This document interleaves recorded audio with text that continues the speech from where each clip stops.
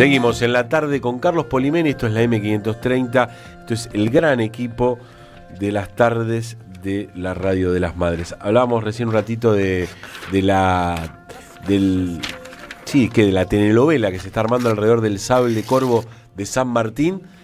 Ahora en un ratito vamos a charlar un poquito, vamos a hablar del Congreso, como prometimos con nuestro amigo Pablo Hacker, pero ahora nos vamos a ir al Ecuador, ¿podemos decir? Nos vamos directo al Ecuador, así como lo estás diciendo, Julián Saúd, porque ayer nos quedó pendiente conversar con Gabriela Rivadeneira, que es una política ecuatoriana de larga trayectoria dentro de la corriente conocida como correísmo y actualmente una figura central en el movimiento Revolución Ciudadana, tan central que sus bases militantes la han, ¿cómo se dice?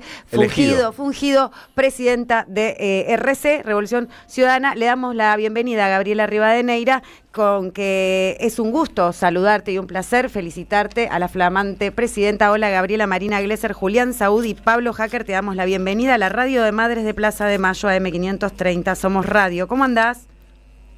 Hola, qué gusto saludarlas, compañeras, compañeros. Siempre para mí va a ser fundamental estar en la radio, en las Madres de Plaza. Gracias por ese trabajo incansable y por resistir, porque Argentina es una muestra clara de la resistencia del pueblo frente al fascismo, a la violencia y al despotismo de un gobierno al que definitivamente no le importa a su pueblo. Así que fuerza Argentina y qué bueno estar con ustedes en esta entrevista. Ay, ya me emociona escuchar a alguien con empuje, con esperanza y con fuerza y femenino. Estamos hablando con una mujer.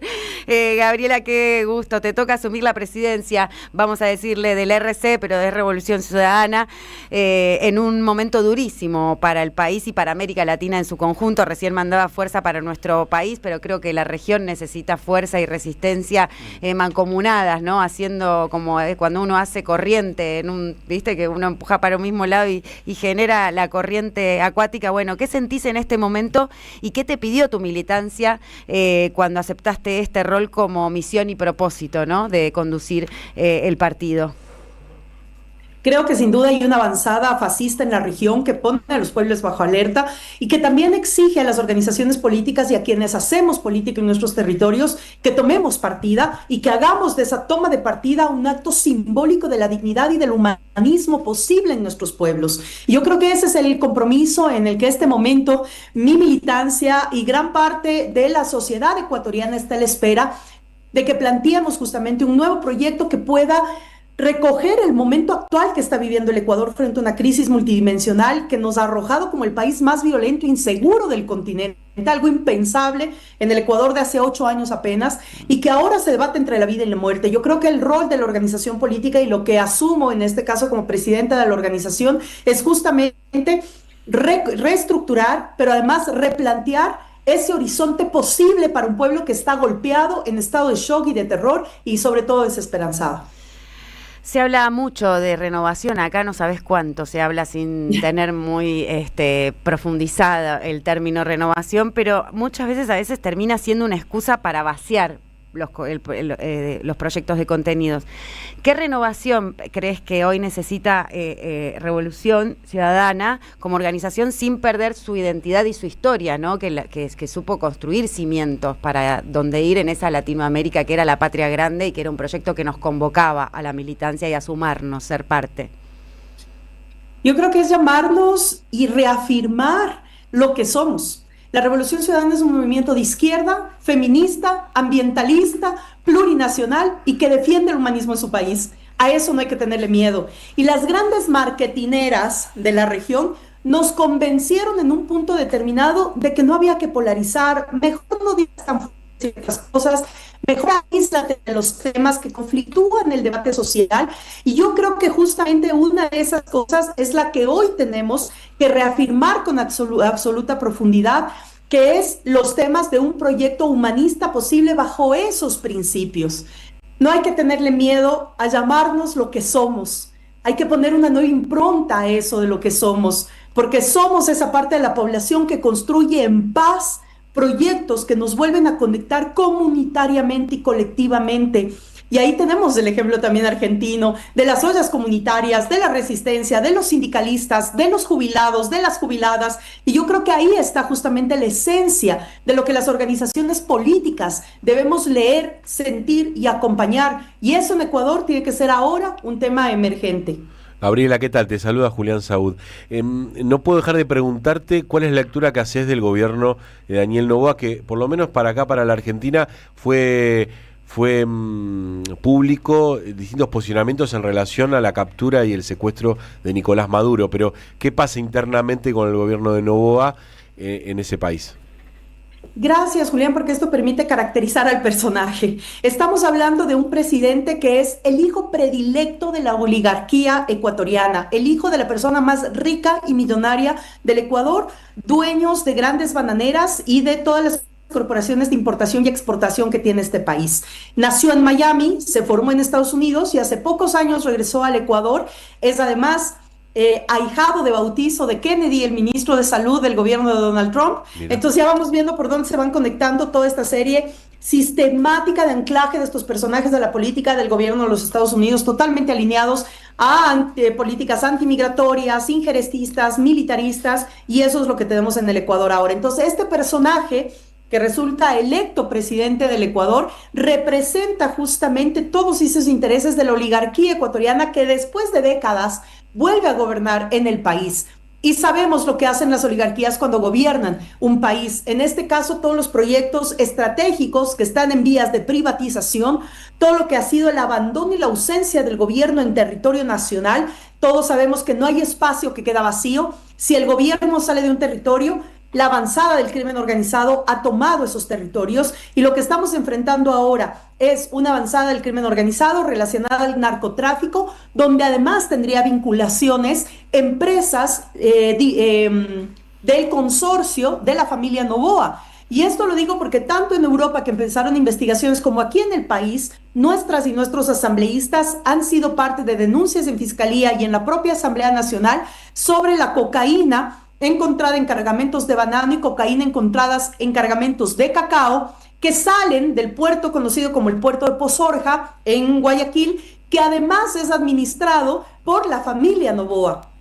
Entonces, en ese sentido... ¿Cómo? Para Gabriela, vos estás diciendo que el presidente, la empresa del presidente es parte del tráfico de drogas. Las empresas de la familia presidencial están involucradas ahora en investigaciones sobre el tema de narcotráfico y cargamentos de cocaína.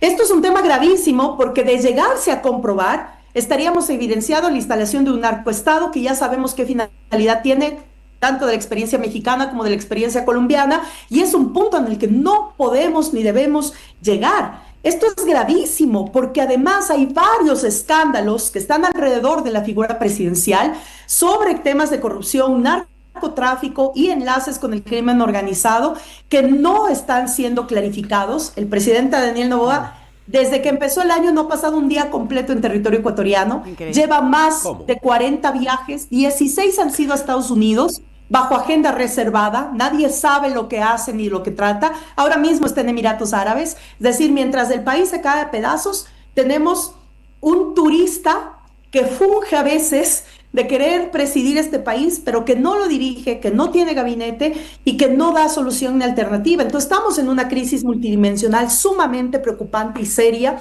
El país se está cayendo a pedazos y desde la Revolución Ciudadana en este momento estamos enfrentando no solamente nuevos casos de persecución política y judicial acá en el Ecuador con nuestros dirigentes, sino que además la posibilidad de presentar una alternativa posible a nuestro pueblo para que no nos convenzan de que no hay alternativas. De eso quiere convencernos la derecha ecuatoriana y la derecha internacional fascista. Quiere convencernos de que no hay alternativas. Y el rol de nosotras y de nosotros es plantear esas alternativas posibles. México, Brasil y Colombia principalmente dan la alternativa de la vía humanista. Y yo creo que ahí debemos reencontrarnos con nuestros pueblos y también entre pueblos solidarios y hermanados como somos los pueblos del sur del continente.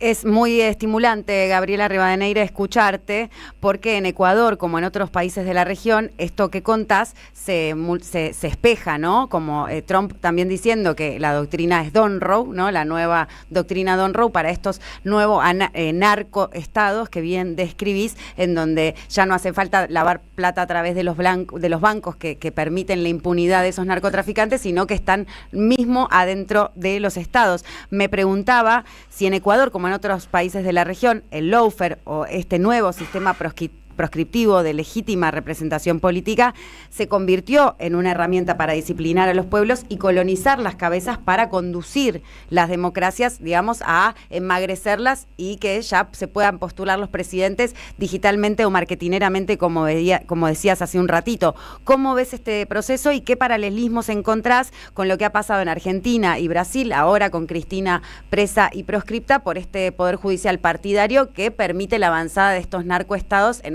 esta doctrina Don Row que Estados Unidos prepara para la región? Bueno, justamente lo conversaba en la última visita que realicé a Buenos Aires y que estuve con nuestra conductora, con Cristina, conversando de estos temas. Hay una campaña sistemática frente a los procesos de izquierda y a quienes los representan.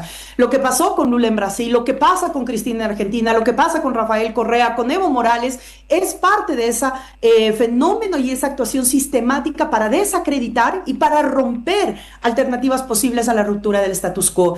Ahí, entre paréntesis, a quien le interese realmente evidenciar cómo funciona esto, hay un documental fantástico brasileño que se llama Al filo de la democracia, que podemos verlo para graficar cómo funciona y que no crean que es solamente un tema discursivo, retórico, sino que rompe las estructuras básicas y finas de la democracia de un país.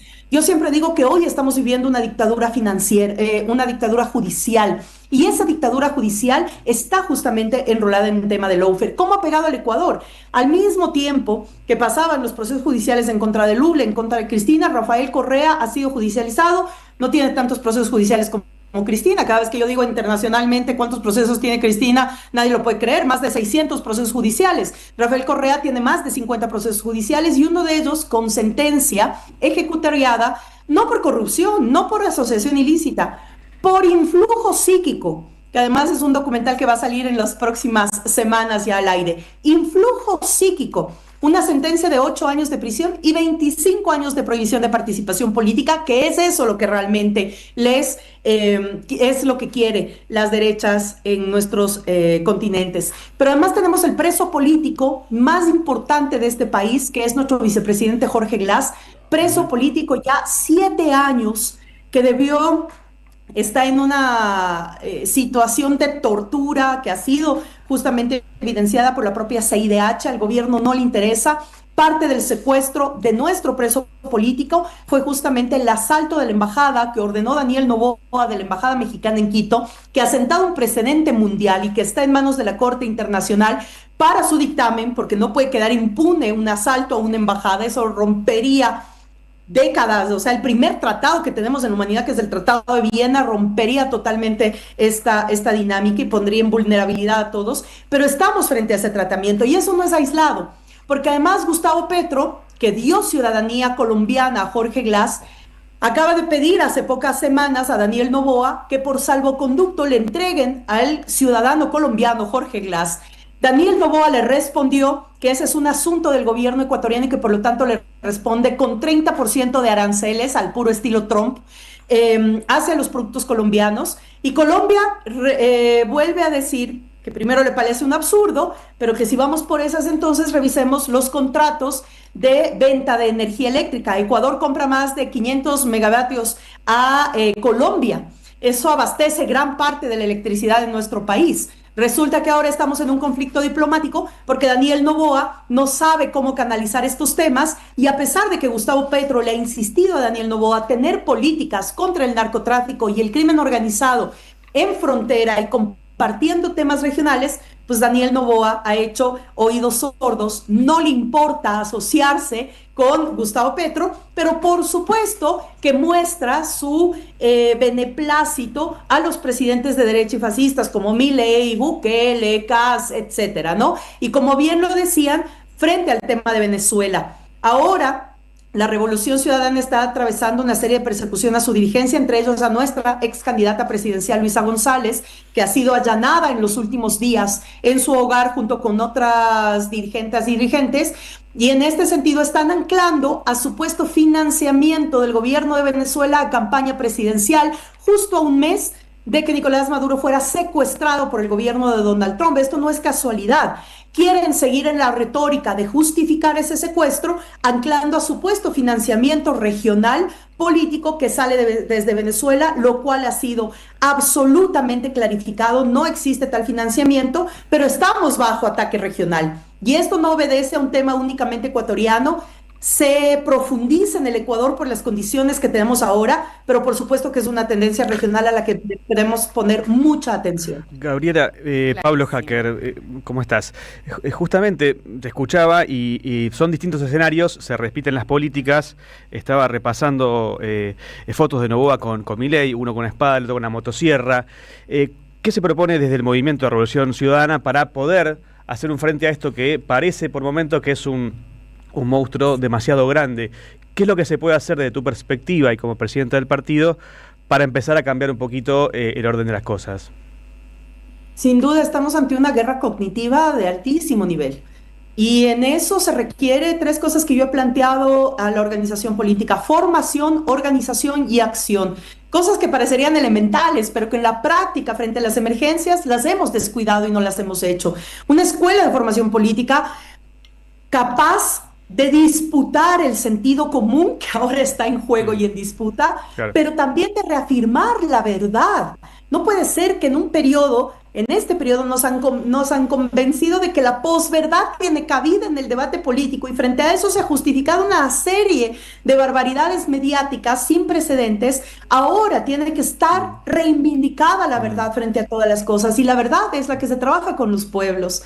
La posibilidad de los pueblos de volver a tener salud, educación, claro, vivienda, salario digno, territorios seguros, y además territorios seguros que se construyan con paz. Eso es una de las cosas que nos hemos planteado como organización política ahora, que no es fácil, pero que es parte de la lucha. Y yo creo que hemos asumido este momento de esta batalla con la absoluta convicción de que, por supuesto, lo último que podemos dejar a un lado es la esperanza, y que solamente la sabiduría de los pueblos, bien conducida, formada, organizada y en acción política, puede ayudarnos a recuperar de las manos de la oligarquía un país que tiene tanto por mostrar, tantas riquezas, pero que está tan violentado y tan denostado en su propia dignidad. Qué esperanzador es escuchar a Gabriela Rivadeneira, presidenta de la organización Revolución Ciudadana, que bueno, vuelve a convocar a este pueblo golpeado, cansado y desilusionado, que podría ser el pueblo conjunto latinoamericano, y que hay errores que no se pueden repetir y que hay un oriente real para convocarnos a militar. Te queremos agradecer esta valentía y este coraje con el que estás convencida de volver a recuperar Ecuador para su pueblo, porque bueno, esta gente, además de violentos, gobiernan para sí mismos, ¿no? Para sostenerse en el poder y para no permitir que esas políticas extractivistas y de violencia para los más vulnerables no dejen de existir, ¿no? Así que mucha fuerza, compañera Gabriela Rivadeneira, acá estaremos para lo que sea que sea. Gracias, compañeras y compañeros. Aguante Ecuador, aguante Argentina, aguante la patria grande, que siempre hay alternativas, y volveremos a triunfar, a vencer, en base a la dignidad y al humanismo. Fuerza Argentina, abrazo grande a todas y todos. Impresionante, una energía. Bueno, ahora sí, me levantó la tarde, Bueno, nos vamos para Ecuador. ¿Conocen Ecuador? Conozco Ecuador. La verdad que las Islas Galápagos son espectaculares.